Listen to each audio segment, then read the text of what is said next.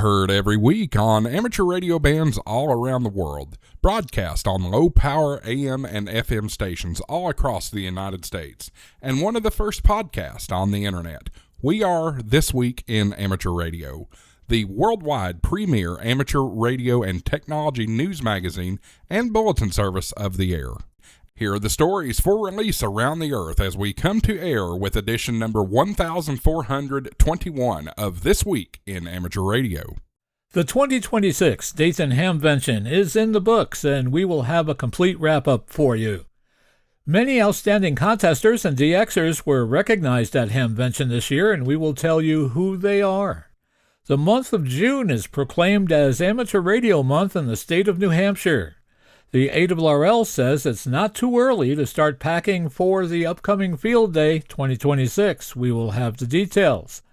An amateur radio club presented its innovative amateur radio trailer at Hamvention. We will take a look. Eris is planning to put an amateur radio repeater and more on the moon. We will have the details. AMSAT-DL plans to highlight QO100 at the European Union's largest hamfest coming up in Friedrichshafen, Germany. The BBC is shutting down its long-wave transmitters as Canada is in the process of shutting down CHU, its time signal station. And a recent survey finds that young drivers pay particular attention to metadata on audio system screens. We will have this and a lot more coming up in this week's report. These headlines will come to you in a moment, along with this week's special features. We'll visit with Bruce Page, KK5DO, and get an update from AMSAT and what's new with all those satellites in orbit. Australia's own Ono Binshop, VK6 FLAB, and Foundations of Amateur Radio will tell us how some days are like running in place. Our own amateur radio historian, Will Rogers, K5WLR, returns with another edition of Dead Electrical Dudes. This week's stiff is Heinrich Hertz. And we'll stop by and visit with Bill Salyers, AJ8B in the DX Corner, with all the latest news on DXpeditions, DX, upcoming contests, and much more. That's all straight ahead as North America's premier amateur radio and technology news magazine and bulletin service. This Week in Amateur Radio takes to the air right now. Reporting from our headquarters studio facility here in damp, dreary, rainy Albany, New York on this Memorial Day weekend, I'm George, W2XBS. And reporting this week from our news bureau in Cortlandville, New York, where this ham is looking forward to all the summer ham fests, even though he doesn't have much money left after Dayton. But I'm Chris Perrine, KB2FAF. And reporting from our news bureau just outside Rochester, New York, along the southern shore of Lake Ontario, this is George, Kilo Charlie 2, Oscar X-Ray Juliet. Reporting live from our news bureau here in Wisconsin, where Hamvention is officially over and the wallets are still recovering from impulse antenna purchases, and somehow somebody already ordered more coax. AWL Field Day is now breathing heavily just around the corner. I'm Marvin Turner, W0MET. And reporting from the Ham Shack TV studios in Knoxville, Tennessee, back from Dayton Hamvention, and I can promise you, I'm not wearing a tutu while I'm recording this. See that video on Ham Shack TV on YouTube. I'm Josh Marler, AA4WX. From the sunny Space Coast in Florida, I'm Ed, W2PH. And reporting from our Trade New York News Bureau, where it's cold again, but at least the leaves are back on the trees, I'm Eric, Kilo Delta 2, Romeo Juliet X-Ray. And reporting from our amateur radio outpost in the Catskill Mountains of upstate New York, where the local dairy cows are frolicking and happy because the grass is coming in fast and furiously now. Looks like it'll be a good year for hay. I'm Don Hulick, K2ATJ. Hello, everyone. Before we get into this week's newscast, I'd like to tell everyone that This Week in Amateur Radio now has its own Discord server. That's right, a place online where we can discuss everything technology and amateur radio. So join us. Just go to Discord on your computer or download the Discord app on your portable device and search for TWIAR or This Week in Amateur Radio. We look forward to seeing you on the new This Week in Amateur Radio Discord server. Before we join Chris Perrine, KB2FAF, with this week's lead story, we have some late-breaking news in that Canada's National Research Council, the NRC, is officially shutting down the shortwave broadcasts of its official time signal station, CHU, on June 22, 2026. After more than a century of continuous operation, the NRC will permanently end the legacy shortwave transmissions, but will continue to provide the official time signal via the Internet, telephone, and network time protocol. We will have more on this late-breaking story for you in next week's edition of This Week in Amateur Radio. Radio amateurs from around the world descended on Xenia, Ohio last weekend for Hamvention 2026.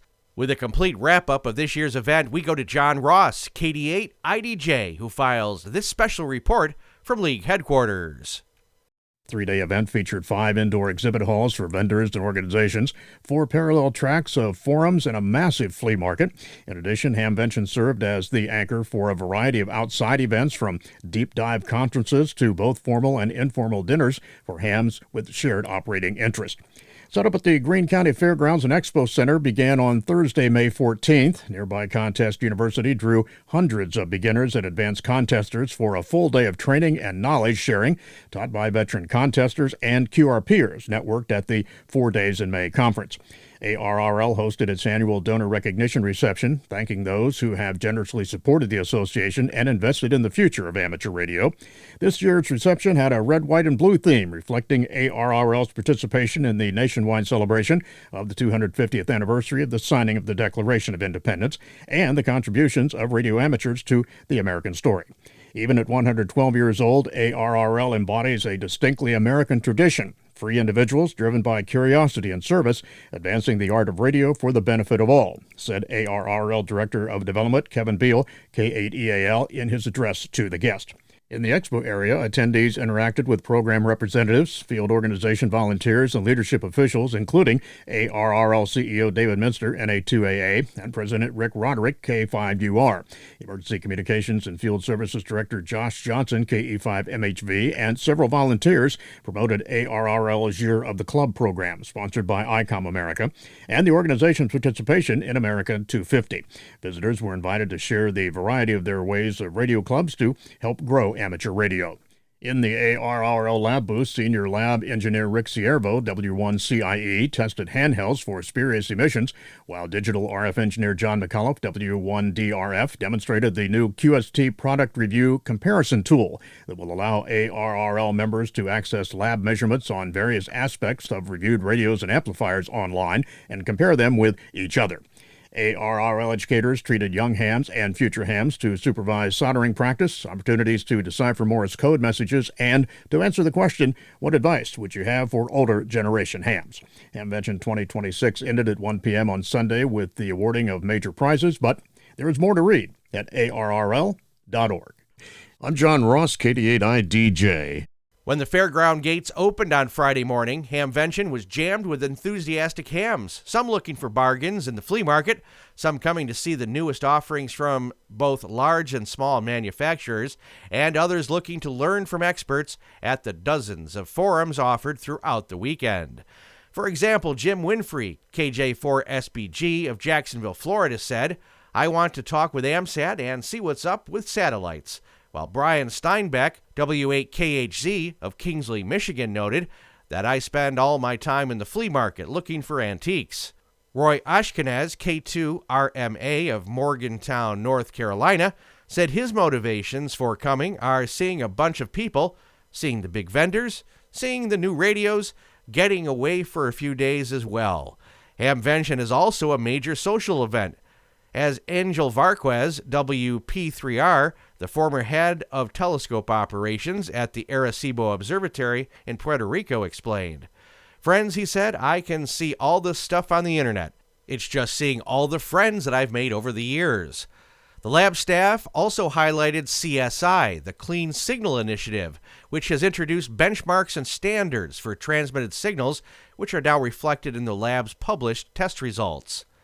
At the adjacent college amateur radio program booth, student leader Tyler Schroeder, NT1S, and a team of volunteers, including Allie Browner, KR4GVZ, a PhD student at Clemson University, and a recent Clemson graduate, Cad Braxton, K04VDX, greeted visiting college students and shared campus radio club experiences. The ARRL Youth Rally on Saturday afternoon featured a variety of outdoor activities and even extended into Sunday, when young participants had the chance to make contact with Carlos Felix Ortiz, K9OL, as he operated Parachute Mobile from above the fairgrounds. Other ARRL booths include the VEC, Great Lakes Division, Development and Foundation, and Radio Sport, supported by DXCC card-checking volunteers. Plus, there was book signings by authors Glenn Popeil, KW5GP, of Digital Networking for Ham Radio, and Salty Walt Hudson, K4OGO's Salty Walt's Next Level Portable Antenna Sketchbook. Walt's Forum drew nearly 200 fans, packing the Hamvention's large forum room. Nearby booths were supported by representatives for the Japan Amateur Radio League, the Radio Amateurs of Canada, and the Radio Society of Great Britain.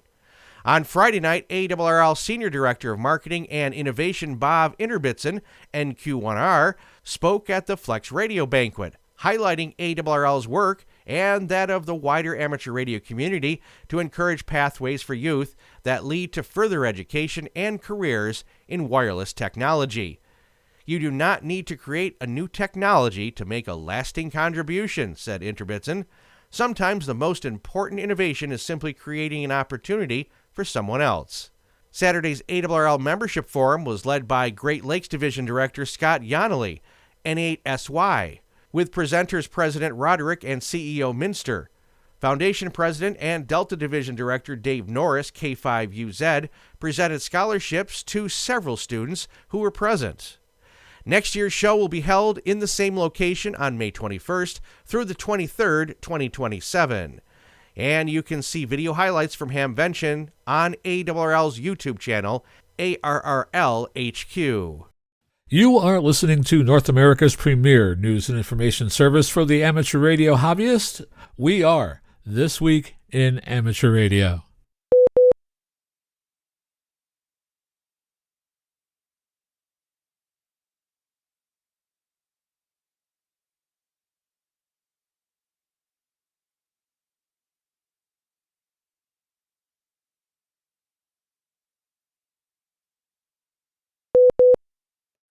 Dayton Hamvention has long been the backdrop for recognizing those who have made significant contributions to the amateur radio community.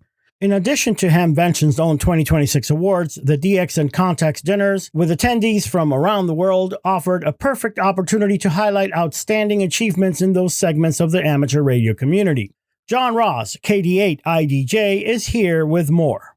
The Southwest Ohio DX Association's DX Dinner on Friday night was the base for multiple award presentations, followed by the keynote address on radio sportsmanship by ARRL CEO David Minster, NA2AA.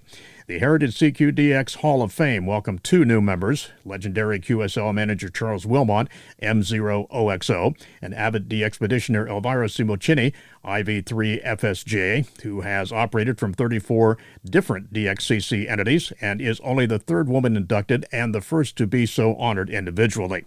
At Saturday night's contest dinner, four notable competitors were inducted into the Contest Hall of Fame, established by CQ magazine in 1986 and administered today by the Worldwide Radio Operators Foundation. This year's inductees are Doug Zweibel, KR2Q, Tom Lee, K8AZ, Tom Young, K1XM, and Mark Pride, K1RX. The 2026 WRTC, to be held in the United Kingdom this July, was also on the contest dinner menu, as the competition's chairman, Mark Hayes, M0DXR, was the keynote speaker. You can read more about these awards and the inductees at arrl.org. I'm John Ross, KD8IDJ. SWODXA honored Uris Petersons, YL2GM, as the Expeditioner of the Year for his operation from Marion Island as ZS8W, during which he completed more than 31,000 contacts, and the GU1RU operation from Burundi, which netted nearly 180,000 QSOs, was honored as the Expedition of the Year. Finally, the Northern California DX Foundation presented its DXcellence Awards to the PJ6Y operation from Sable Island for its emphasis on youth participation, and to the 100% solar-powered and 100% remote KP5-stroke NP3VI operation from Desecheo Island, another game-changer for the expeditions. Minster spoke on radio sportsmanship, challenging the DXers in the room to pay serious attention to questions about excessive power, remote operating that uses stations in multiple locations, pay-to-play for getting confirmations from some DX stations, whether certain stations really need to work the expeditions on all possible bands and modes, while others are trying to make one contact, the future of the DXCC honor roll, and deliberate QRM. The most important aspect of radio sport, he concluded, is to have a good time, but not at the expense of others. Here's a close-up look at this year's inductees. This year's inductees are Doug Zweibel, KR2Q, who revolutionized context scoring by writing the first mass computerized log-checking software back in 1980. Tom Lee, K8AZ, who helped shape modern regional context club structures as a co-founder of both the North Coast Contesters and the Worldwide Radio Operations Foundation. Tom Young, K1XM, who created both the Yankee Clipper Contest Club single operator 2 radios box hardware and the widely used Open 2 radio switching protocol. And Mark Pride, K1RX, antenna director for the 2014 World Radio Sport Team Championship and producer of a 7-part series on contesting for the Q5 Amateur Radio Podcast. The 2026 RTC, to be held in the United Kingdom this July, was also on the contest dinner menu, as the competition's chairman, Mark Haynes, M0DXR, was the keynote speaker. MC and famed contester John Doerr, K1AR, added a light and humorous touch to the evening. New Hampshire Governor Kelly Ayotte has issued a proclamation designating June as an amateur radio month in the state. With all the details on this proclamation, we go to John Ross with this report from League headquarters. IOC's proclamation was issued in recognition of the valuable service that amateur radio operators provide to their communities at no cost. Skip Maggio, AC1LC, Public Information Coordinator for ARRL New Hampshire Section and Public Information Officer for the New Hampshire ARES, said that in 2025, New Hampshire ARES entered into a Memorandum of Understanding with the New Hampshire Department of Safety, Division of Emergency Services and Communication, which designates ARES as the sole organization providing amateur radio communication support to the state. Everyone realized that the potential was there for bad weather communication when cellular system and public safety radios can become inoperable due to infrastructure damage, said Camajo. The use of amateur radio provides an auxiliary communication system utilizing trained and federally licensed radio operators to support the missions of New Hampshire ARES and multiple government agencies across the area. And to practice their communication skills, amateur radio operators will participate in the annual ARRL Field Day, June 7th to the 28th, 2026, including on the same weekend, the annual historic Delta General Mount Washington Road Race, an uphill run that draws thousands of runners from around the globe to make the grueling climb to the summit of the highest peak in the Northeast. I'm John Ross, KD8I-DJ. New Hampshire ARES will have 14 members using amateur radio to help runners and mountain-trained emergency medical teams at the base and summit. Amateur radio operators will be back in August for the annual Mount Washington bike ride. It's never too early to start preparing for ARRL Field Day, June 27 and 28. In fact, the Great South Bay Amateur Radio Club in Babylon, New York, is doing just that. Field Day is a great opportunity for the public to see amateur radio in action, said Club President John Melfi, W2HCB. Whether it's providing communications during disasters or simply connecting with people around the world, ham radio remains a vital and exciting technology. Field Day also highlights the role that amateur radio operators play in supporting emergency communication, including coordination with agencies such as the FEMA, the American Red Cross, and local emergency management organization. This year's Field Day theme is Amateur Radio, a national resource with all the information you need to get started and can be found on the Field Day web page. The overall objective for Field Day is to contact as many stations as possible and to learn to operate in less than optimal condition. Many clubs choose to set up camp-style fashion with portable equipment, temporary antennas, and off-grid power source. Field Day is open to all amateurs in the areas covered by the ARRL and RAC field organizations. DX stations residing in other regions may be contacted for credit but are not eligible to submit entries. Each claimed contact must include direct initiation by the operator on both sides.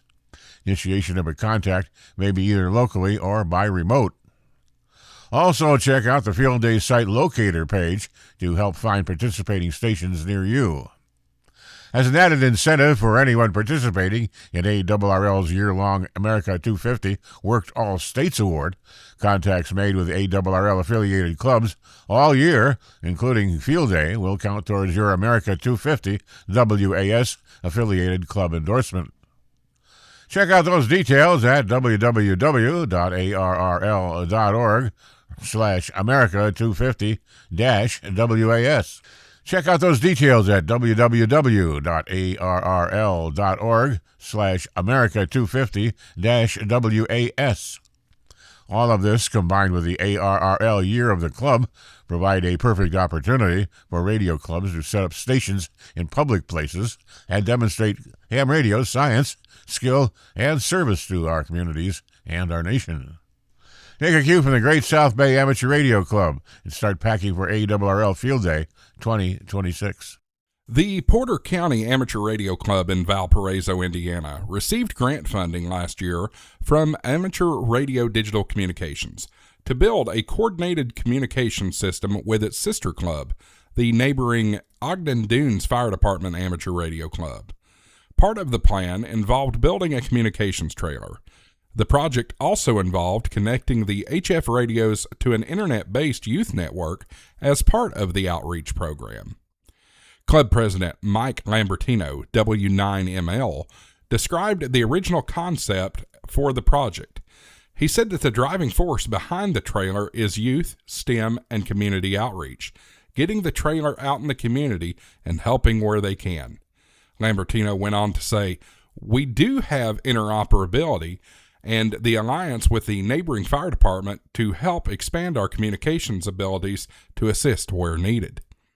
Volunteers designed and built out the trailer using significant donations and discounts on equipment and supplies since the trailer's delivery last September. Lambertino said that the trailer received between 250 and 400 visitors. Among them were members of the ARDC committee.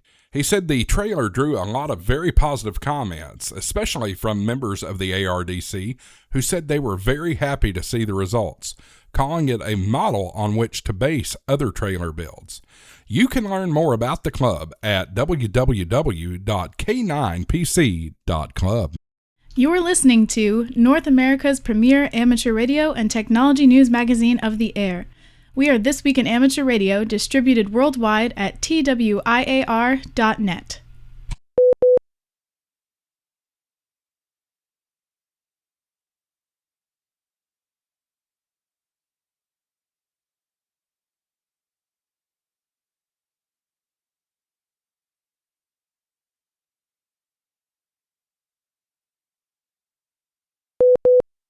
Two years after Japan landed the first amateur radio station on the lunar surface, ARIS has announced plans to do the same in cooperation with AMSAT and with help from NASA.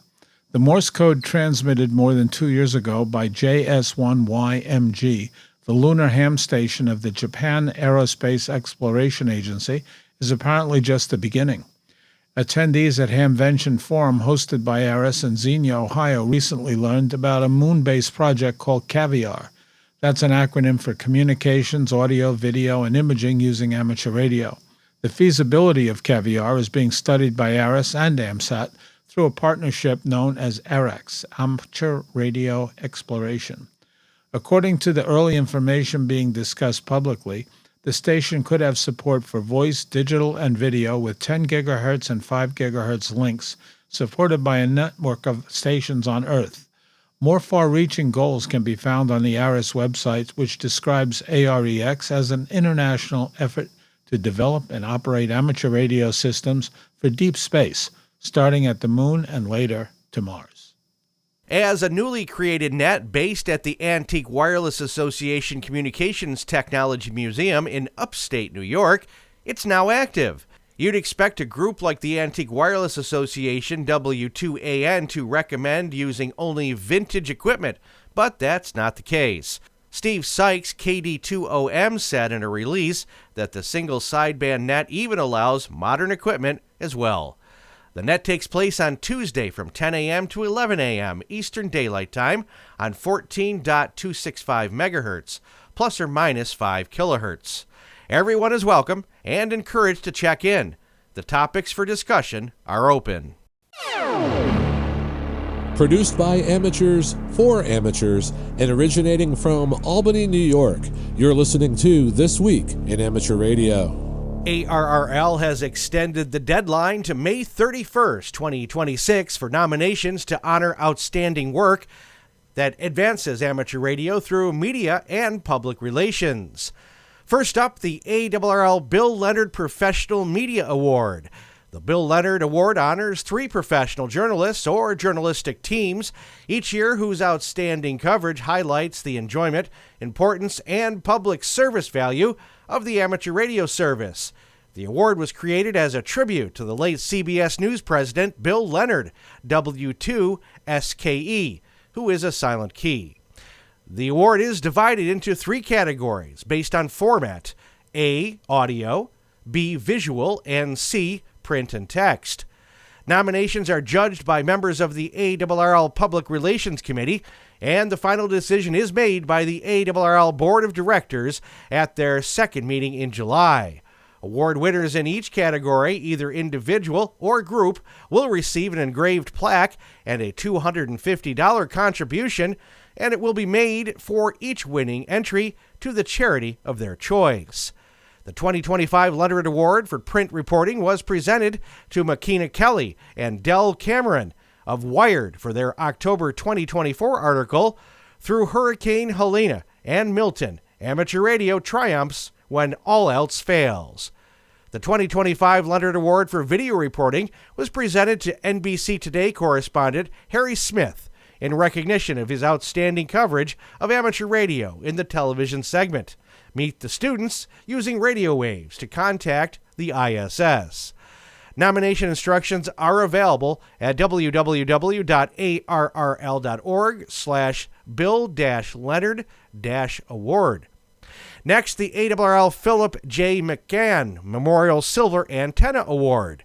The annual award honoring Phil McGann, WA2MBQ, who also is a silent key, is given to an amateur who has demonstrated success promoting amateur radio to the public. McGann was a journalist who served as the first chairman of the ARRL Public Relations Committee, which helped reinvigorate the organization's commitment to public relations. The award was established by ARRL and friends in the New Hampshire Amateur Radio Association. Public relations activities for which the McGann Award is presented include efforts specifically directed at bringing amateur radio to the public's attention, and most often the media's, in a positive light. This may include traditional methods like news releases or non-traditional methods such as hosting a radio show or being an active public speaker. The 2025 McGann Award was presented to Micah Martin, KN6VUT, of Tehachapi, California, for his outstanding volunteer public relations efforts on behalf of amateur radio. It was an unexpected turn on Capitol Hill, but now the fight to keep AM radio and the automobile dashboard has a new vehicle to a floor vote. The House Committee on Energy and Commerce voted Thursday to include the AM Act's language in Chairman Brett Guthrie's H.R. 7389, the Motor Vehicle Modernization Act of 2026. The committee adopted the relevant amendment in the nature of a substitute during markup before H.R. 7389 passed out of committee on a roll call vote of 48-1. What happens next matters more than the committee vote. H.R. 7389 could itself be absorbed into the Build America 250 Act, the Surface Transportation Reauthorization Package moving toward the House floor. Highway and transit authorities expire September 30th, and leaders on both sides of the aisle have signaled urgency around getting the Build America 250 Act to the president's desk before that deadline, giving the AM Act its clearest path to enactment since its introduction. NAB President and CEO Curtis Legate said lawmakers consider policies affecting America's transportation infrastructure, ensuring continued access to AM radio in vehicles remains essential for public safety. Leaders on both sides of the aisle recognize AM radio's unique and indispensable role in keeping Americans informed, especially in times of emergency. The AM Act continues to move independently as H.R. 979/S.315 with nearly 380 House and Senate co-sponsors, but has yet to reach a floor vote as automakers and the Consumer Technology Association spend millions lobbying against it in 2026 alone. The bill did find renewed support in a notable place earlier this month. President Trump, during a May 12th call-in to Red Apple Media's 77 WABC, acknowledged the legislation had slipped off his radar amid Middle East tensions, but pledged to act after host Sid Rosenberg pressed him on the dashboard light. However, there is a catch buried in H.R. 7389 that AM radio stakeholders will not welcome. Also folded into the bill is language from the Sunshine Protection Act, which would make daylight savings time permanent nationwide. That measure has drawn pointed concern from AM broadcasters, as permanent DST would delay winter sunrises and hold many stations at reduced power during peak listening hours. There's always been a strong affinity between amateur radio and our colleagues in broadcasting. So whenever there's a change or an end to things, hams take notice, as they will be doing in the UK this year, where the BBC is shutting down its long-wave radio service on June 27th. Commissioned in 1934, the BBC's Droitwich long-wave transmitter went on the air delivering programming at what was to become a major facility.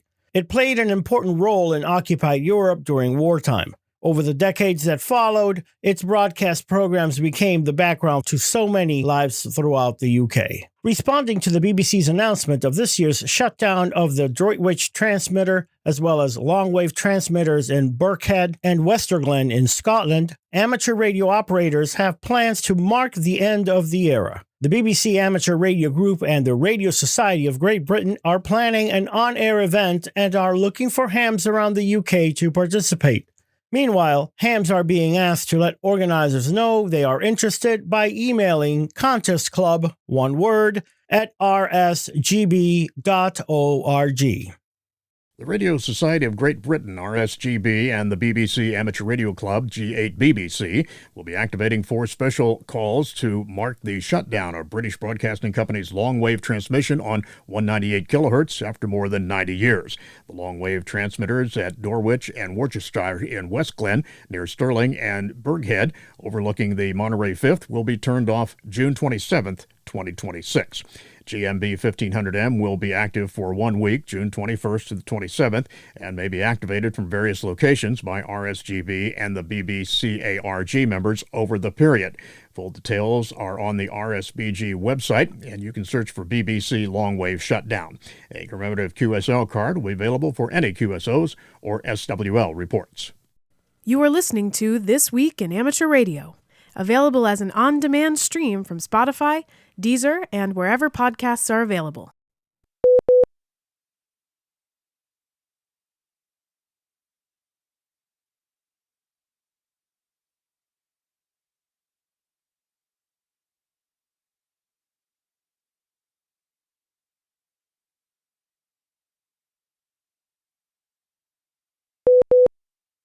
Hello and welcome to the DX Corner for your weekly dose of DX. I'm Bill, AJ8B. This past weekend was Hamvention in the Dayton, Ohio area, and I wanted to highlight 2 things for you.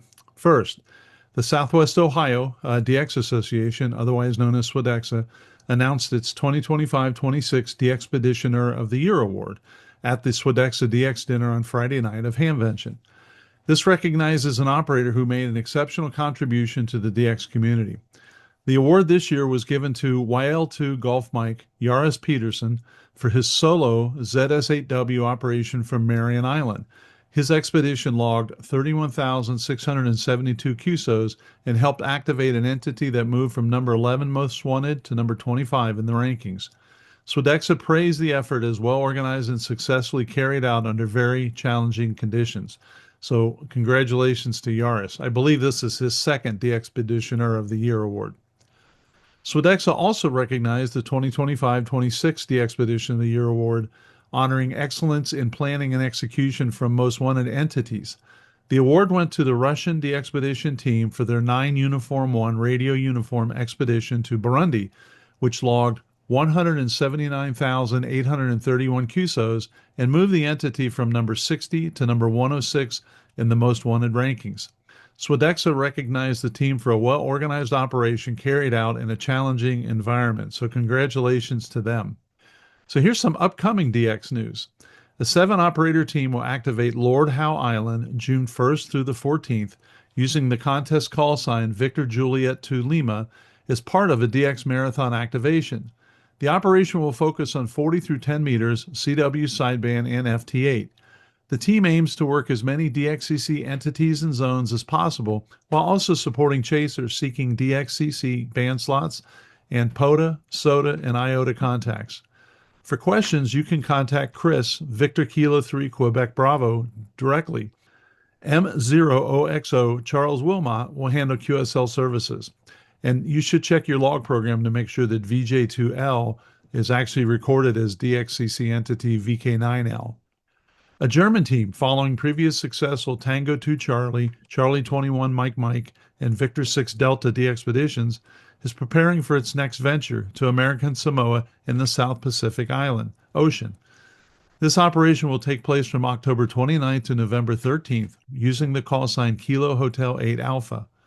Arrangements have been challenging, but all logistics are now settled. Due to worsening conditions on the high bands, the focus will be on the middle and low bands.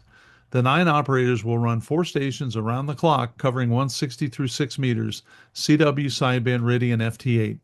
All gear will travel with the team to avoid transport damage.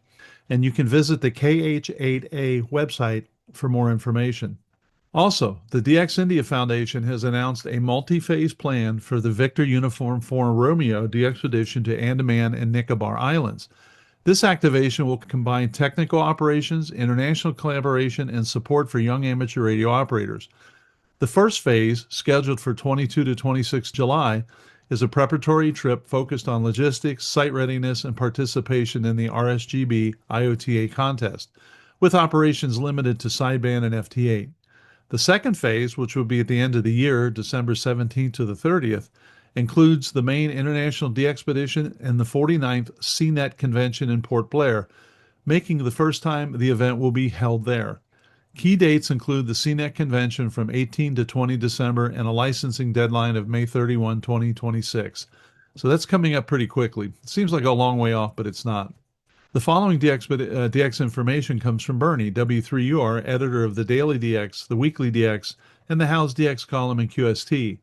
If you would like a free 2-week trial of the Daily DX, your only source of real-time DX information, just do what several other listeners and readers have done and drop me a note at thedxmentor@gmail.com, and I'll get you hooked up.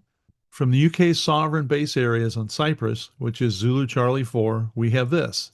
Dave, Golf 4, Whiskey X-Ray Juliet, will operate as Zulu Charlie 4 Romeo Hotel from Dakilia between May 24th and May 30th using 100 watts. He will be active on CW, sideband, FT8, and FT4 across 40 through 6 meters using dipoles and end-fed half-wave antennas. We have an update on Rodriguez Island, which is 3 Baker 9. Uniform Radio 9 India Delta X-Ray Ivan is QRV until June 1st as 3 Baker 9 India Delta X-Ray from Rodriguez Island. His operations will focus on HF bands, primarily using CW and some sideband, but not FT8. QSL directly only to his address in Madeira Island, Portugal. And that was UR9 IDX. From Jamaica, which is 6 Yankee, we have this. Bill, Kilo Quebec 4 Papa Golf Victor, is traveling to Jamaica from May 31 to June 8th for an anniversary trip and will operate as Kilo Quebec 4 Papa Golf Victor stroke 6 Yankee on the radio when possible. Although experienced with POTA and SOTA, he is new to DXing and will be using an IC705, tuner, and an amp. He plans to activate parks for POTA using FT8 and HAM2K portable logger. So here's an update from Bolivia, and you wouldn't think Bolivia was that rare or would need a DXpedition, but I only get to work Bolivia once or twice a year, and it's just not very active, so I'm glad somebody's going there. So from Bolivia, which is Charlie Papa, we have this. Charlie Papa 7 DX has released some details of the upcoming DXpedition that this team has. They plan to be QRV from Tarija May 26th to June 6th, including the CQ Worldwide WPX CW weekend. The rest of the time they will be doing single sideband CW and FT8, 160 through 6 meters, and EME on 144 and 432. And you can QSL Team Bolivia at LU1FM. Club log OQRS as well. From Bonaire, which is PJ4, we have this. Chris, WA7RAR, will be operating as Papa Juliet 4 Charlie Bravo until from May 27th to June 8th, using single sideband and CW, 20 through 10 meters, and from some POTA sites on the island as well. From Azerbaijan, we have this, 4 kilo. The first ever POTA activation from Absheron National Park is May 28th, just one day, so you better mark it on your calendar. The 4 kilo Oscar Tango DXpedition and contest team is going, joined by the ARAS, the Azerbaijan Radio Amateur Society. They say the park is remarkable on the Caspian Sea. It's unbelievable. Its grid is LN50EG. They plan single sideband on HF and will have live updates, photos, logs, and QSLs as things unfold. Mike, Delta Fox 8 Alpha November, announces he'll be operating from the Northern Sporades in Greece as Sugar Victor 8 Delta Fox 8 Alpha November. He should be QRV from Skopolis until May 26th. He plans to be active mainly on digital modes and CW using 100 watts and long wires, with a possible SO50 satellite contact using his FT817. QSLs will be available via Delta Fox 8 Alpha November, either Bureau or direct, and LOTW will be uploaded shortly after he returns. Alan, F8 FUA, will be in Kigali, Rwanda, QRV holiday style as 9 X-Ray 5 Kilo Mike from June 4th to June 13th. There will be activity on CW sideband and digital on all HF bands, and, depending on local conditions, some possible 160 meters. QSOs will be uploaded to LOTW, but no OQRS. QSL Direct or via the Bureau to Fox 8 Fox Uniform Alpha. Oscar Hotel 1, Lima Echo Golf, and Oscar Hotel 1, Mike November, Yuha and Marcus will again activate Oscar Juliet 0, Zebra, and Oscar Juliet 0, Mike November, respectively, from Market Reef from May 30th to June 6th, as they hope for good weather for landing and then the 1 week while they're there. It will be the same gear as previously, a pair of IC7300 radios and dipoles and some other wire antennas. Modes will be sideband and FT8. Juha says they do 4 meters down to 160 and, quote, I like to do more low bands, end quote. They will not do Logbook of the World or EQSL. This week, the DX Mentor podcast will feature an update of the CQ Marathon program by Mark, WC3W. If you can find anyone that's more passionate about what they do than Mark, I'd like to meet him. Check this out and let me know what you think. If you have any questions or need information, you can drop me a note at thedxmentor@gmail.com. There are a few contests that I have found to be especially useful for DXers who are trying to fill band slots or work an all-time new one. The next contest you should focus on is the 2026 CQ Worldwide WPX CW contest, held the weekend of May 30 and 31. It starts at 000 UTC Saturday, which is Friday night, and ends 48 hours later at 23:59 on Sunday.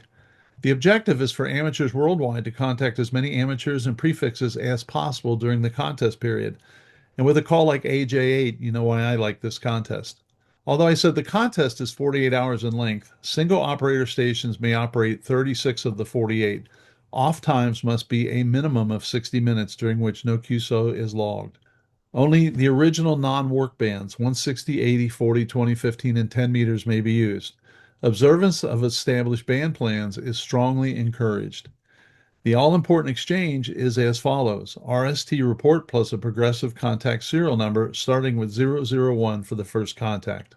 Until next week, this is Bill, AJ8B, saying 7-3, and thanks to my XYL Karen for her love and support. I hope to hear you in the pile-ups. Have a great DX week. You are listening to This Week in Amateur Radio, available as an on-demand stream from Spotify, Deezer, and wherever podcasts are available.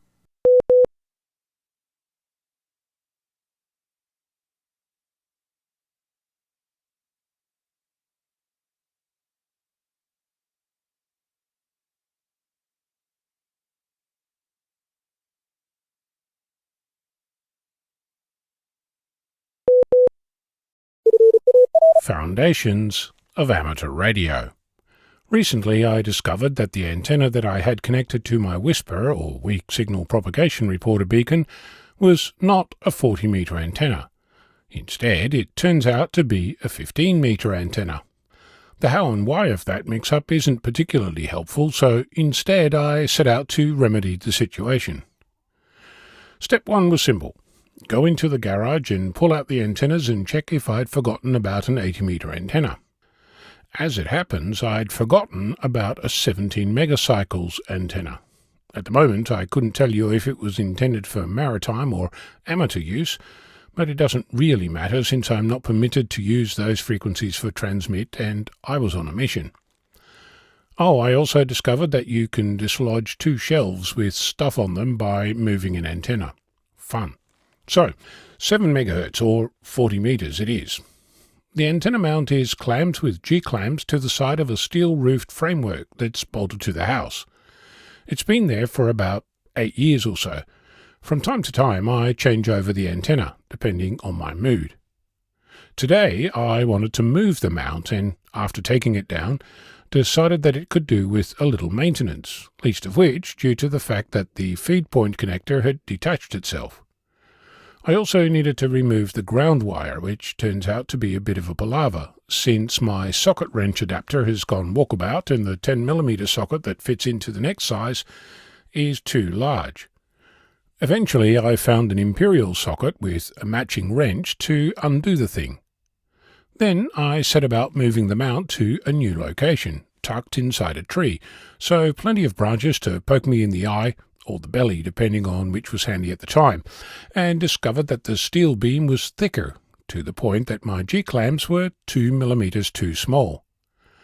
So I spent some quality time comparing hardware store offerings, finally found a bigger G-clamp for a reasonable price, but in the process discovered customer reviews and photos showing that the clamps fail if you hand-tighten them. Me being the "if you can move it, it's not tight" kind of person figured that this would not work. Found F-clamps at a different hardware store and went on my merry way to get one. The hardware store was undergoing maintenance, so hammer drills and stuff everywhere. More fun. After getting back home, I discovered that the new location was great in theory, but in practice it turns out to be less than spectacular, since the beam has a slight curve in it, making for a poor clamping surface, and no place to put 2 clamps. Back to the original location. Using the new clamps, fighting for space, I realized I could reuse the old clamps, so swapped them over. Then I got to the point of connecting the feed point, and discovered that my 40-meter antenna is missing the mounting thread, and the all thread inside the old antenna wouldn't budge. Neither would any of the threads in the other 2 antennas. So, at this point, 3 hours in, I came to the realization that this was going to be a 15-meter antenna or no antenna. So 15 meters it is. There is one actual change. I discovered that the feed point connector is actually an SO239 socket, and the connector to it was a standard banana plug, which in turn was connected to a BNC connector with the shield connected to ground. I realized that I could use a BNC to PL259 adapter instead to connect the RG6 coax to my antenna. This means that the coax is now directly connected to the feed point rather than through a weird cobbled-together BNC to wire split thingamabob contraption. It looks very pretty.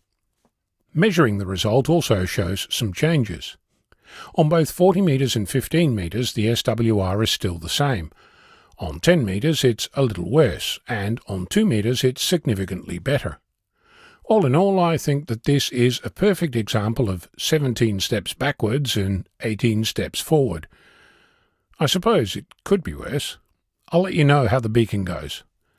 Now, I should probably log this, something like QTH HF antenna mount maintenance, nothing changed, 15-meter antenna, PL259 to BNC adapter to replace homebrew wire splitter, 3 hours.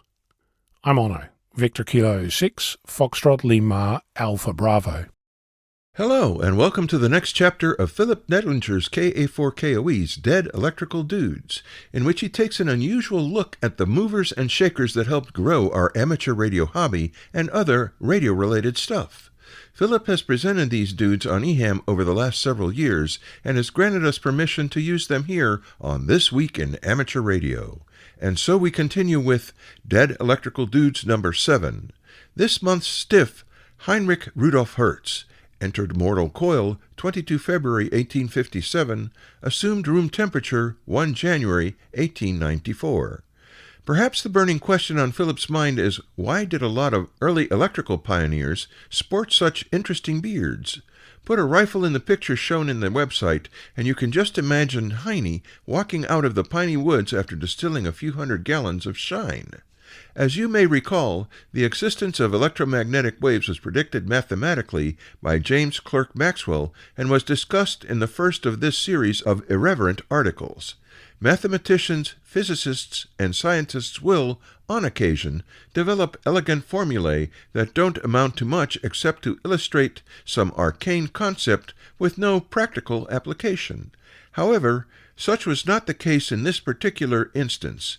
Heine took Maxwell's headache-inducing formulae and proved that they did, in fact, describe a natural phenomenon. Hertz was born in Hamburg, Germany. At an early age it became apparent that the boy was scientifically inclined. Young Heine enjoyed building instruments of various types in the family workshop. Hertz began his formal education in 1877 at the University of Munich, where he studied engineering. Only a year later, Hertz abandoned engineering, blasphemy, and began his study of natural sciences at the University of Berlin, studying under Helmholtz and Kirchhoff. Sound familiar? Where he earned his Ph.D. with magna cum laude honors. His mom must have been a very proud woman. A topic of intense interest in the scientific community at the time was determining whether or not Maxwell's equations were valid.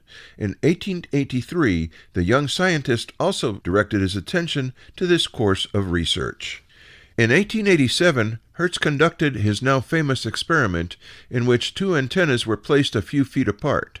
The first part of the device consisted of essentially a crude spark gap transmitter connected to the first antenna. The receiving antenna was a loop with a couple of electrodes on the wire ends placed very close together. Hertz activated the transmitter and it generated sparks. Sparks were also seen leaping across the electrode gap to the receiving antenna.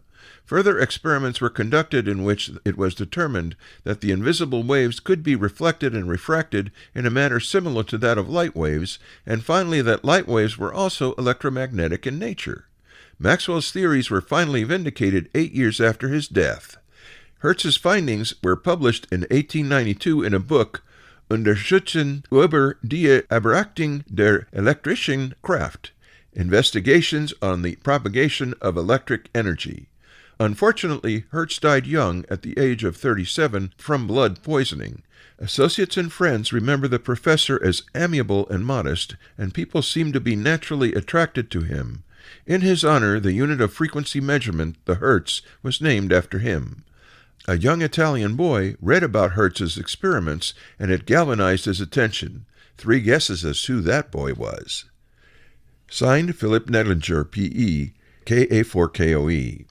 References the Spark Museum, found at http://www.sparkmuseum.com/. With our appreciation to Philip Nedlinger, KA4KOE, for the use of his materials, I'm Will Rogers, K5WLR, reporting for This Week in Amateur Radio. You're listening to North America's premier amateur radio and technology news magazine of the air. We are This Week in Amateur Radio, distributed worldwide at twiar.net.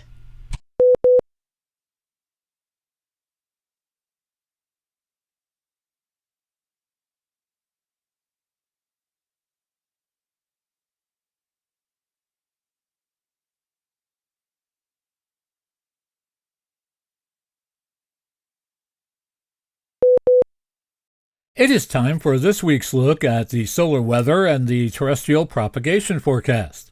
Solar activity continued at low levels during the past 24 hours with 4 active regions on the visible disk. The largest events were a C1.0 flare, which occurred on May 20th from the northeast limb, and another flare that occurred on May 20th from region 4439 that was accompanied by a Type 3 radio sweep.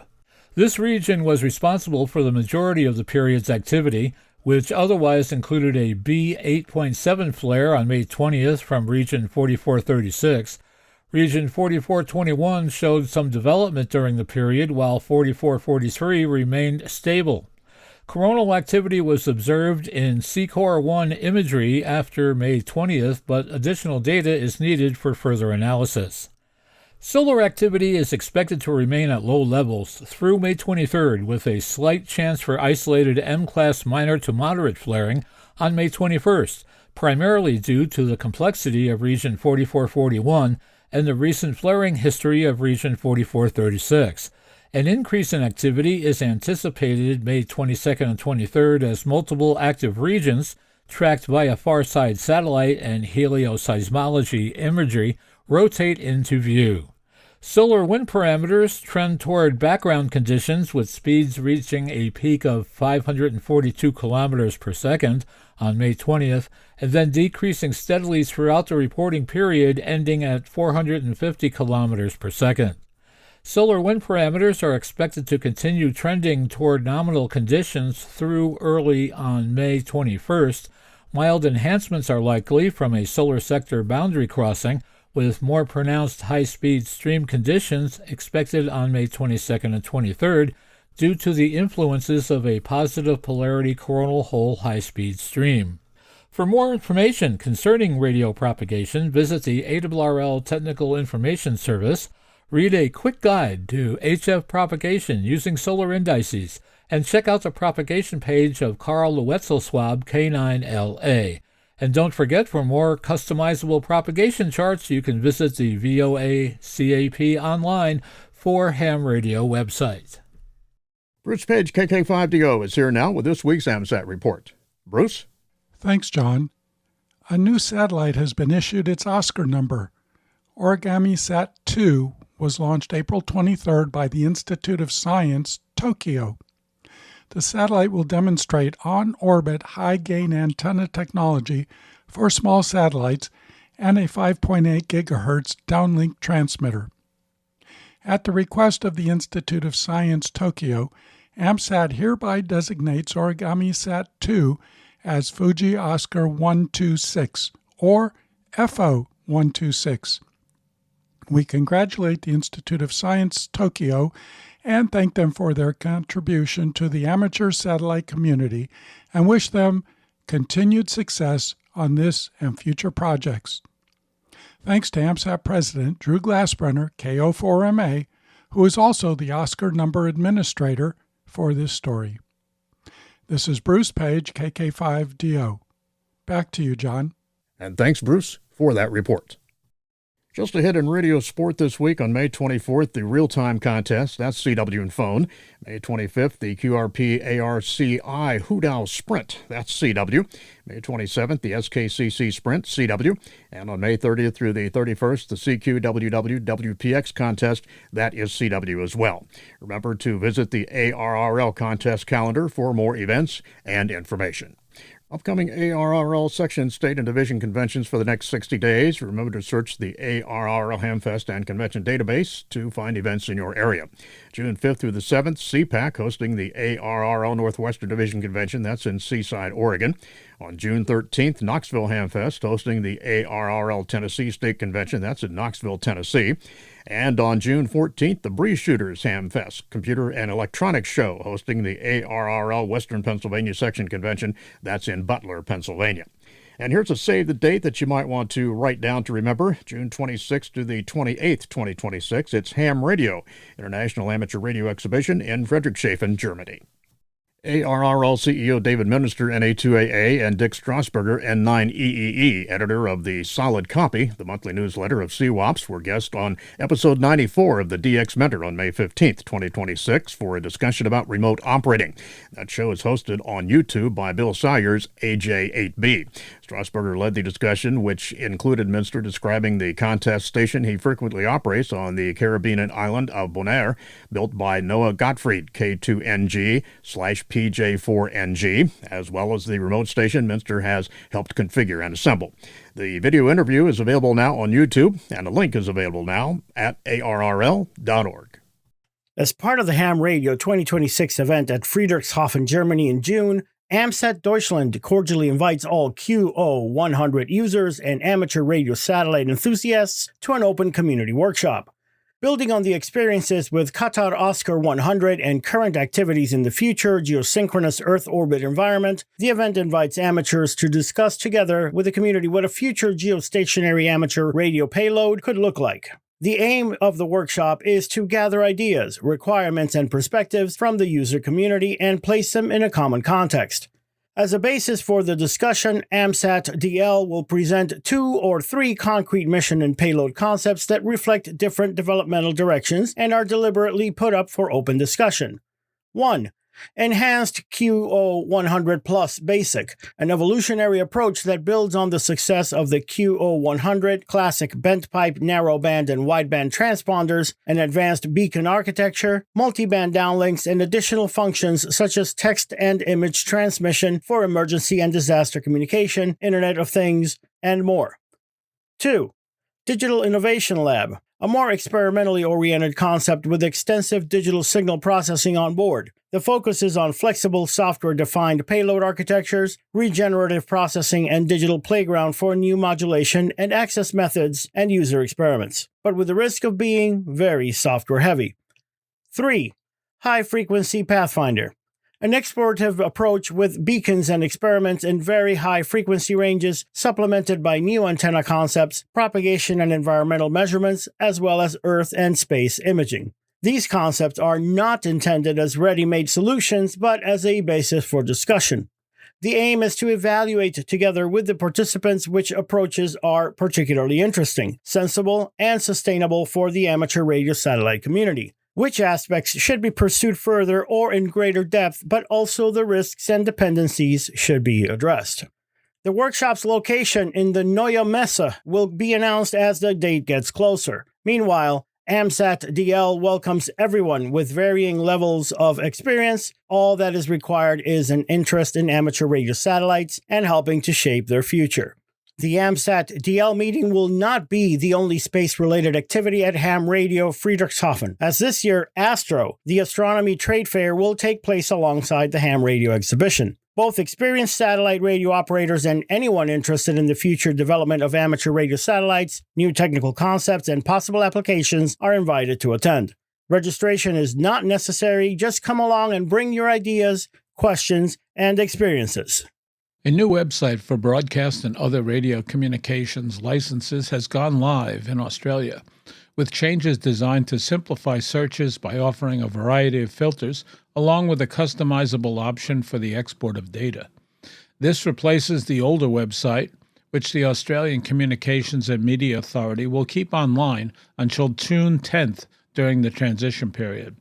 The new site does not contain data about any class licenses, which includes Citizens Band and Amateur Radio. Australia introduced the Amateur Radio license in February of 2024 in a sweeping change that replaced individual amateur radio licenses. The Australian Communications and Media Authority has also designed the new site, a resource for broadcast license applicants, who will see that what frequencies are available and other relevant information. You are listening to This Week in Amateur Radio, available as an on-demand stream from Spotify, Deezer, and wherever podcasts are available.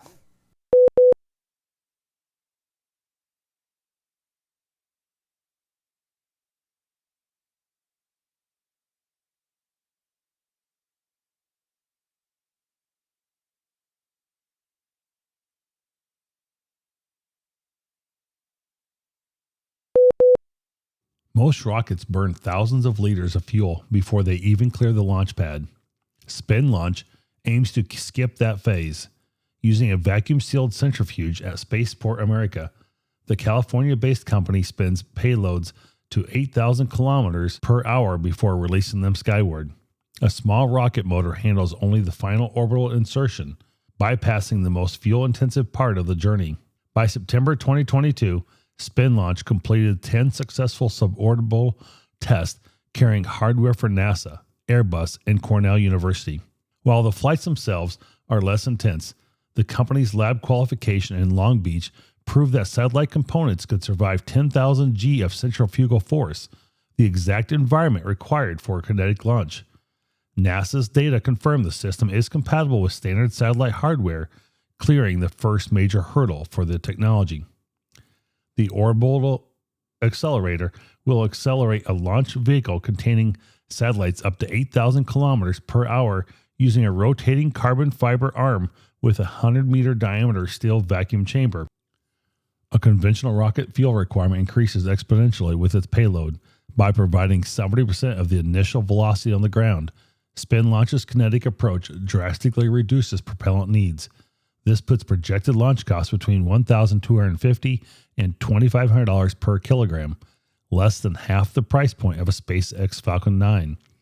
Beyond cost, the system produces zero combustion emissions during the acceleration phase and minimizes orbital debris by eliminating expendable booster stages. The transition from suborbital prototypes to a full orbital accelerator remains the project's greatest challenge. At orbital speeds, atmospheric drag becomes a violent engineering obstacle. While suborbital tests validated the physics of a smaller scale, the orbital-class centrifuge remains in an exploratory phase as of May 2026. The question isn't whether the centrifuge can spin, it's whether a vehicle can survive the transition from a vacuum chamber to the thick atmosphere at hypersonic speeds. It's time for AMSAT's satellite shorts from all over, and we start this week's report with this from NASA. The Curiosity Mars rover got a rock stuck to the drill on the end of its robotic arm and, after waving the arm and running the drill a few times, finally detached the rock. On April 25, 2026, Curiosity drilled a sample from a rock nicknamed Atacama, which is an estimated 1 feet in diameter at its base, 6 inches thick, and weighs roughly 13 kilograms. When the rover retracted its arm, the entire rock lifted out of the ground, suspended by the fixed sleeve that surrounds the rotating drill bit. Drilling has fractured or separated the upper layers of rocks in the past, but a rock has never remained attached to the drill sleeve. The team initially tried vibrating the drill to shake off the rock, but saw no change. Then, on April 29th, they tried reorienting Curiosity's robotic arm and vibrating the drill again.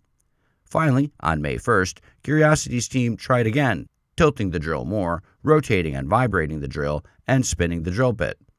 The team planned to perform these actions multiple times, but the rock came off on the first round, fracturing as it hit the ground. Also at NASA this week, a mission to prevent a $500 million NASA Space Observatory from meeting a fiery demise just passed a notable pre-launch testing milestone. The Neil Gehrels Swift Observatory, a spacecraft launched in 2004, is at risk of falling back through the atmosphere and burning up without intervention. On May 8th, NASA announced that the Link spacecraft, manufactured by Catalyst Space Technologies to intervene before Swift's fate is sealed, completed its slate of environmental testing at the agency's Goddard Space Flight Center in Greenbelt, Maryland. Swift doesn't have its own onboard propulsion system and would naturally decay in orbit over time. However, increased solar activity in recent years accelerated the lowering timeline for the observatory, dropping it from about 600 kilometers to 400 kilometers, with anticipated re-entry in late 2026 without intervention. That's why in September 2025, NASA awarded Catalyst a $30 million contract to develop a spacecraft capable of docking with Swift and boosting its orbit. Even before they set foot on South Georgia Island, the VP-0 SGD expedition team has already fulfilled one of its objectives. They've added Megan, a 19-year-old engineering student from the University College Cork, as the third and final young operator. Megan joins Violetta, KN2P, and Leon, DL3ON, for next year's trip. There are now 16 operators from North America and Europe who hope to get on the air from this coveted DX next year. Megan, who's been a ham since 2021, is involved in the E17M contest team and has a particular focus on high-level multi-operator events and CW contesting. She's active in the Youngsters on the Air program in Region 1. The team announced her addition, reaffirming its commitment to helping mentor the next generation of operators and encourage a robust future for DXpeditions. The flood that overtook part of Pennsylvania in 1889 was the kind of storm that happens once every 1,000 years, but a special event station that remembers it is happening again this year. The communities surrounding Johnstown, Pennsylvania, do not forget the lives that were swept away by floodwaters unleashed after the collapse of a nearby dam.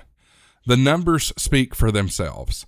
A rush of 20 million tons of water, fatalities numbering 2,209, among them 99 whole families. Remembering the catastrophe on the 31st of May, 137 years ago, the Cambria Radio Club, WA3WGN, will be on the air again this year with the special event call sign November 3 November from May 30th through June 5th. For hams in this flood-prone river valley, it is a very personal special event activation and a sad chapter in regional history.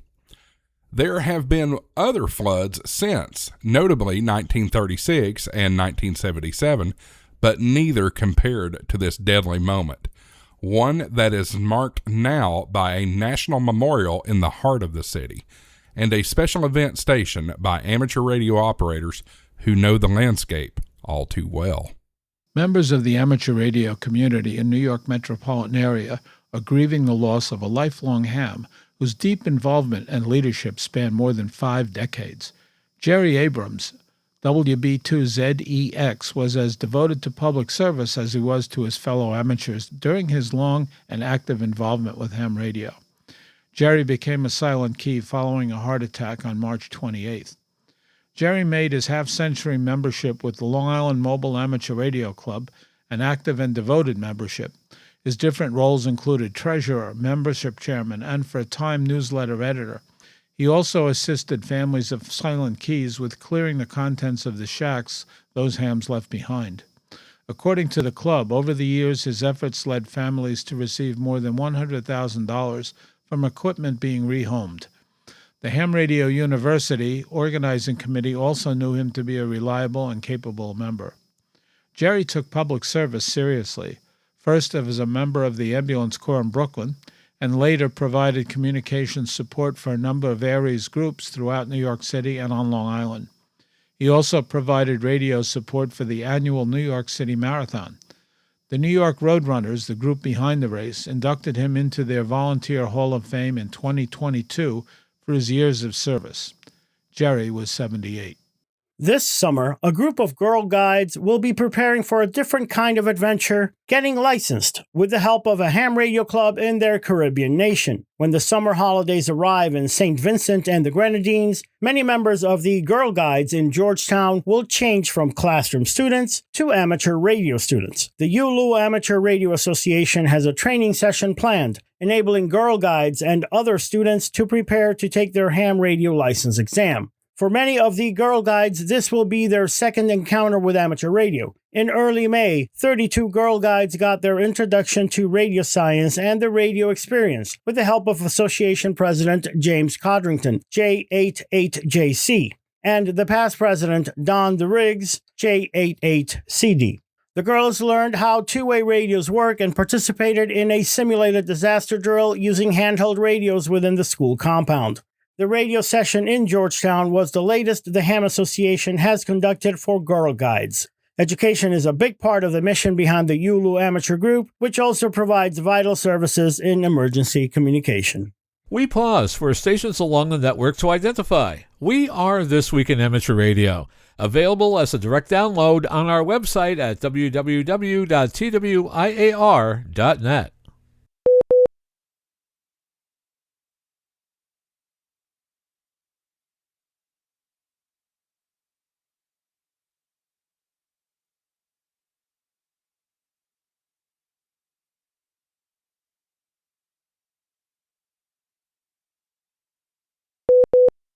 Lloyd Van Horn, W4LVH, is a fan of mysteries, and there are perhaps few ham radio mysteries greater than that of sporadic E-skip, which makes its appearance on VHF in the Northern Hemisphere every year at about this time. Lloyd is the force behind DX Central, a resource for DXers that does, among other things, data analysis. This month he unveiled CDAP, an acronym for Sporadic E's Data Analysis Project. It can be found at fmdxdata.com and is free to use by hams, educators, and anyone with a hobbyist interest in this special season that turns propagation magical in the eyes of many. He writes on the website SWLing Post that he compiled more than 95,000 FM broadcast logs from North America to get the data relevant for the project, which goes beyond simple spreadsheets by adding interactive visualizations. He writes, CDAP allows us to physically watch ionospheric clouds spawn, compares and tracks across the continent in real time. We could finally see what a typical season looks like on a macroscopic level. He told the Radio World website that he also plans to include amateur radio data from 6 meters. He said that will permit analysis of days that had no propagation alongside days with active openings, and days on which the maximum usable frequency did not reach the FM broadcast band. A U.S.-based company has developed an open-source software modem for HF digital and other uses. Developers have announced the release of Mercury, an open-source software modem that they are calling a replacement for Vara. Mercury is a digital radio OFDM protocol which can be used for HF broadcast and peer-to-peer ARQ connections with compatible TCP devices. According to Peter Bloom, general coordinator of the developer Rhythmatica, Mercury is compatible with Windows, Linux, and a number of non-Intel architectures. Peter went on to say that Mercury, the newest element of Rhythmatica's Hermes software suite, is built for reliable store and forward email and file transfer over HF radio links. He said it is compatible with most HF transceivers and it complies with ham radio use. The project coordinator is Rafael Diniz, PU2UIT. He said that Mercury has a number of advantages over Vara, including improved performance over high SNR links. There is no license fee. Find additional information on the web at www.rhizomatica.org. This year, International Women in Engineering Day takes place on the 23rd of June. It is a celebration of the amazing work of women engineers across the globe. People who have an interest in amateur radio often work in careers related to science, technology, engineering, and mathematics, also known as STEM. STEM subjects can be an effective way to introduce amateur radio to new audiences and young people.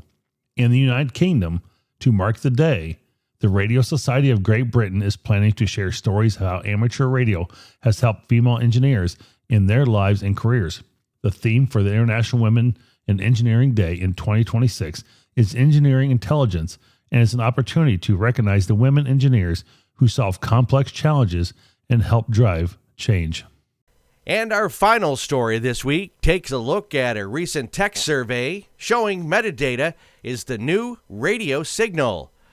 The survey found listeners pay attention to dashboard displays and also consume station YouTube feeds. More than 4 in 5 respondents in the latest Techno survey own vehicles with dashboards displaying artist and title information. A majority of those said they pay attention to the dashboard displays. The survey from Jacobs Media found that especially true for younger respondents and more with women than men. Tech survey results also show that radio listeners expect more than just music to be displayed, said Fred Jacobs, president of Jacobs Media, in a recent presentation of the results of the 2026 survey. Metadata in the dashboard is another way that vehicles are becoming visualized. Now there are a number of car manufacturers putting 8K resolution screens like BMW. But the ability to be able to actually message on the dashboard is really important for radio, Jacobs said. The most recent survey keyed in on the messaging wants of the respondents. Emergency weather information, breaking news, and traffic alerts rate especially high. The most recent survey keyed in on the messaging wants of respondents. Emergency weather information, breaking news, and traffic alerts rate especially high, according to the survey earlier this year of nearly 31,000 U.S. radio listeners. This Week in Amateur Radio is holding open auditions for news anchors for the weekly national worldwide amateur radio news service. If you have a good radio voice and can reliably read provided news copy, we are looking for you. This, of course, is an all-volunteer position. An amateur radio license is not required. You must have a high-quality microphone, headset mics are not used, and be familiar with audio editing software to record and edit your finished news stories before uploading. If you would like to try out for a weekly or bi-weekly anchor position with North America's premier amateur radio news on air and podcast, please send an email to our producer, George, W2XBS. You can include a sample MP3 of yourself reading news copy sent as an attachment to W2XBS77@gmail.com. That's whiskey, the number 2, X-ray Bravo Sierra 77@gmail.com. Be sure and use Anchor Audition in the subject line. Please include your phone number and a good window of time for a callback to discuss your submission and our operating logistics to see if This Week in Amateur Radio is a good fit for you. We hope to hear from you soon. This Week in Amateur Radio is heard around the world on the internet, on low-power FM stations, and on great repeater systems like the WB3GXW repeater on 147.225 MHz in Silver Springs, Maryland, serving all of Silver Springs and also covering the nation's capital, Washington, D.C. WB3GXW can also be found on Echolink Conference Server Node 6154. If you are a This Week in Amateur Radio affiliate and you would like us to give a free on-air announcement of your station's carriage of the program, please send us an email with the station location, call sign, coverage area, and day and time you air This Week in Amateur Radio, plus any other information you would like us to impart. You can send to the following email, w2xbs77@gmail.com. That address once again is w2xbs77@gmail.com. Many of the news and information items heard in this edition of This Week in Amateur Radio have been provided by the American Radio Relay League, the ARRL Audio News Service, and the ARRL Letter, AMSAT, the Radio Amateurs of Canada, the Shortwave Listening Post, the Federal Communications Commission, the Radio Society of Great Britain, and Ofcom, the South African Radio League, the International Amateur Radio Union, the Wireless Institute of Australia and the Australian Communications and Media Authority, the New Zealand Association of Radio Transmitters, the Amateur Radio Newsline, the Rain Hamcast, Eric Guth, 4Z1UG and QSO Today, QRZ.com, the International Telecommunications Union, the 425DX News, Parks on the Air, and the Soda Reflector, and various news sources on the Internet. With special thanks to all our weekly news sources and to you, our listeners, that wraps up this edition of This Week in Amateur Radio. If you'd like to write to us, you can find everything you need, including archive editions of the news service, at our website at twiar.net. And now, for all of us at This Week in Amateur Radio headquarters and our news team around the world, this is Chris Perrine, KB2FAF, wishing you a 73.